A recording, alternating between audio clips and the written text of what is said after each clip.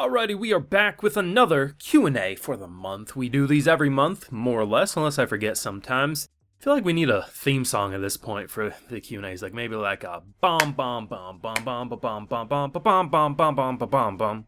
It's probably copyright infringement with Mario, but don't shoot me, Nintendo. Now, if you want to have a question potentially featured on a future Q&A, you can let me know down in the comment section. I might just save it for a future one. Maybe I won't, maybe I will, I don't know. But let's jump into it. I think we got some good questions. I kind of saved these in advance, so I honestly don't remember. I just grab a handful and hope for the best, so I guess we'll see. So our first question comes from just some guy with a mustache. It's a great name. Will you ever consider doing manga, webtoon, and manhwa reviews in the future? Probably not, but never say never. I mean, if you would have asked me a few years ago if I would ever do games, I would have said no. Now I do them a fair amount. Mainly just because I find they're copyright hell. I used to do Attack on Titan monthly for 3 or 4 years, and then I just had so much copyright hell. It's actually one of the more successful AOT YouTubers for manga reviews when that was going on, because I was always like the first or second one to ever cover it. But just too much copyright hell, and I don't read a lot as is, because I just don't find it as fun. But never say never. If something catches my eye, I'll eventually cover it, but just really, I only read AOT and the odd thing here and there, so I guess we'll see. In terms of experiences you've always wanted to do, is attending anime conventions or cosplaying as your favorite characters among your list? This comes from Carlsing9076. The reason I laugh is... man, if anime fans learn what deodorant is, I might consider an anime convention, because, you know, just sometimes when you see those pictures, you just know it smells rank in there. Now, granted, if you don't go right at opening, I know it's a lot easier to walk through, but, I don't know, it's just going to see boos and stuff just really aren't my thing, but, never say never. I mean, cosplaying as an anime character, also not really my thing, but never say never. I don't want to say no 100% and then 5 years from now, you catch me cosplaying Link at some anime expo or something, but never say never, but my immediate answer is no. While I understand that Patreon and ads are how you make your money, I'd wish you keep the self-promo and any ad read you may do until the end of videos. Always mentioning your full watch-throughs is quite the turnoff, especially in the middle of reviews. So, see, the issue that this person is having, and it may, you have to read between the lines, what they're actually saying is they don't understand just how value-filled my Patreon is, so let me really make a crystal clear point.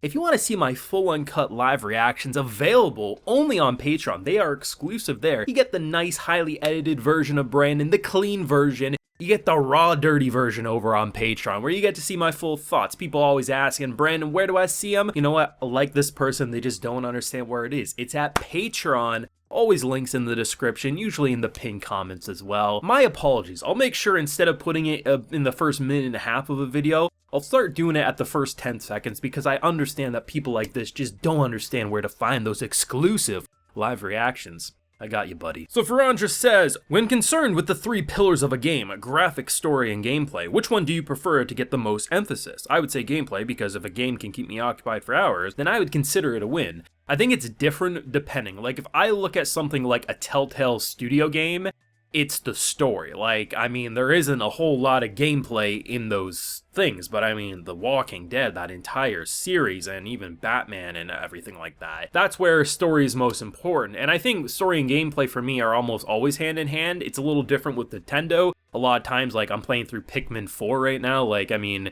the story's cute, but you're not playing Pikmin 4 for the story, you're playing for the gameplay, right? So it's always a bit of a coin toss. Something like a Mass Effect or a Dragon Age, I want the gameplay and story to be just as rewarding for each other. A lot of Nintendo games, I only care about the gameplay because story is usually just a little added addition. But then there's stuff like Telltale Studios where the story is the most importantly, so it's just kind of a mixture. Like, as someone who likes story and gameplay driven things, I mean, it's really up to the style of game and what I would answer for sure. So Action Vid says a question here, assuming you've not answered this before. I don't think I have. Do you watch Korean shows? And if so, which is your favorite? And do you think that Korean shows are better than most current shows Hollywood is releasing out? I've seen some. I've seen Alice in Borderlands. I think that counts as what you're saying. If not, I mean, it's in the same ballpark. But that was pretty good. It actually comes from the manga of that. It comes from the same person who works on Zom 100, and both of those are now getting live action remakes or adaptations, whatever you want to call them. They're pretty good, and would I say they're better? No, personally, I don't have the same hatred boner that a lot of people have for Hollywood. I think all spectrums of the world is producing good and bad things alike, as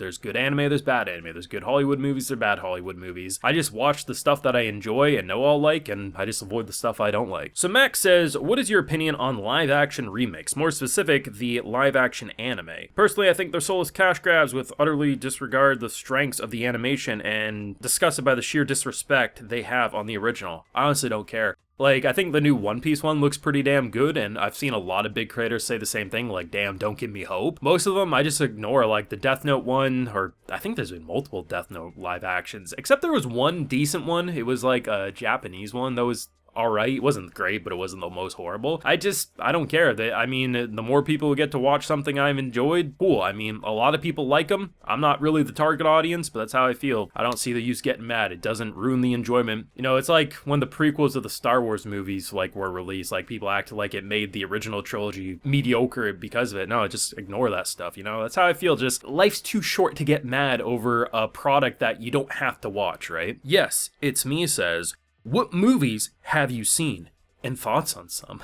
This is a big question, man. Like, I go to the movies like once every other week pretty much. So like I've seen a lot. If you name a big movie, I've seen it. But I'll just throw it like my favorite film series of all time is the original Lord of the Rings trilogy. Absolutely fantastic. But I've seen pretty much any new movie that's come out that's had any sort of following, I've pretty much seen in theaters recently. I like going to the movies. Black Snow says, I just saw the Suicide Squad isekai trailer, and honestly, Harley Quinn isekai doesn't seem that bad. Going from that, what other characters from DC, Marvel, or any other media would you like to see make an interesting watch in an isekai setting? You know, this is actually interesting, because I've always said, man, make everything an isekai. I think that'd be hilarious, because, you know what, just throw everyone into a different world. But yeah, that Suicide Squad one honestly looks good. It has the ReZero author, it has Wit Studio, like, they be cooking with the staff there, and it does look rather good, and I think Suicide Squad makes a lot of sense just throwing a bunch of psychopaths into a world. I mean, are they gonna be villains? Are they gonna be anti-heroes? Heroes? I don't know. But, you know, I think there's only one objectively right answer with this, and that is Garfield. Now think about it, right? Garfield, he hates Mondays, he likes his lasagna, but think about the live-action Garfield movies. That little adventure to find his puppy friend. Think about it. Imagine the man, the myth, the legend, Garfield, thrown into an isekai. I mean, just think about it. The possibilities are endless. And you might think I'm joking with that, but I actually want to see Garfield the isekai. I think it'd be pretty great. The Mime Gojo says, is it me, or are you getting thinner? Well, yes I am. Not really this year, because this year I've been more or less the same weight, but over COVID and whatever, it's just like, I packed on the pounds, man, but I dropped like 60 pounds in the course of a year. And basically I did it all through just exercise bike and an ab crunch machine. I'll have a picture of the ab crunch machine because I don't know how to explain what the hell that thing's called, but it works. You basically like pull yourself up with your abs. So pretty much I dropped all body fat over the course of like 9 months to 10 months. And now it's pretty much, I've been sitting at 175 for pretty much most of this year. It's just now, instead of any body fat being around, it's just all turning into muscle and stuff. So yeah, I just cut out bad foods and sugars, and just I work out 5 days a week, and yeah, thanks for noticing. I really haven't dropped anything this year. It's just more of like everything getting more proportioned again, because I'm 6'1", right? So I'm at a good weight now, but appreciate you noticing. I appreciate it. But that's all for this video. Let me know if you got any questions, and I might just feature them next time on the next Q&A, or maybe the Q&A after that, depending on how many I have. Let me know down below. Leave a like if you enjoyed, subscribe if you're new around here, ring the bell so you can get notified when I upload more videos to the channel. And hey, this is going out to that special commenter. We do have that Patreon where you get to see all those live reactions. Wink, wink, nudge, nudge. So yeah, until next time, everyone, please take care and have a good one.